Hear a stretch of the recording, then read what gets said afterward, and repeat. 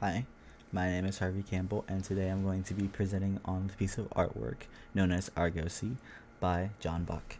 Speaking of John Buck is an American sculptor and printmaker born in 1946 in Ames, Iowa.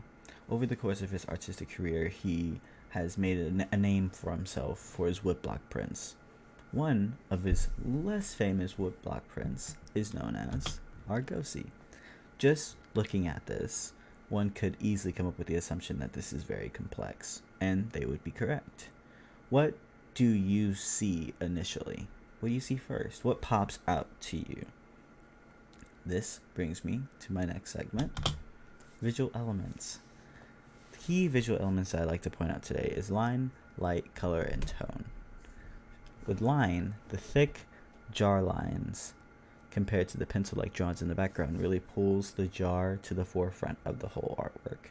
As for tone, it ties into color by the fact that it's also very neutral. It gives off a very chaotic neutral sense. Why? Because of some of the principles of composition, such as unity. With unity, everything is sort of scattered around, but it still sort of have this sort of like formulaic layering, right? They're humans at the bottom, kneeling over their inventions towering above them, and some of that leads to chaos. For the component of contrast, it's the rough wooden grainy background against the very shiny and smooth glass jar. For emphasis, they place heavy emphasis on the potato. They make it the darkest object in their whole artwork, and it's also the largest in the whole artwork. This is important, and it leads to my deeper insight. For me, this artwork is very exhilarating as a result of its complex background. Like I said before, it's this layering that we have to pay attention to. It's the humans at the bottom sort of kneeling over their inventions, such as like the Statue of Liberty, creating like chaos in a sense that big corporations like Disney, Mouse House, can earn a profit from. This is human society in a bubble or a glass jar, if you were to say. And it has a lot of positive and negative factors, like I just mentioned.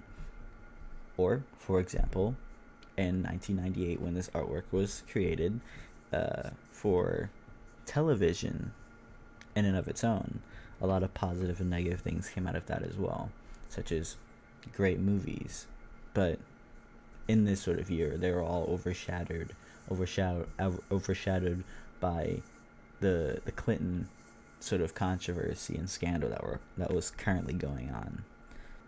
As exhilarating as the background may be, the potato still remains as the focal point of this piece of art.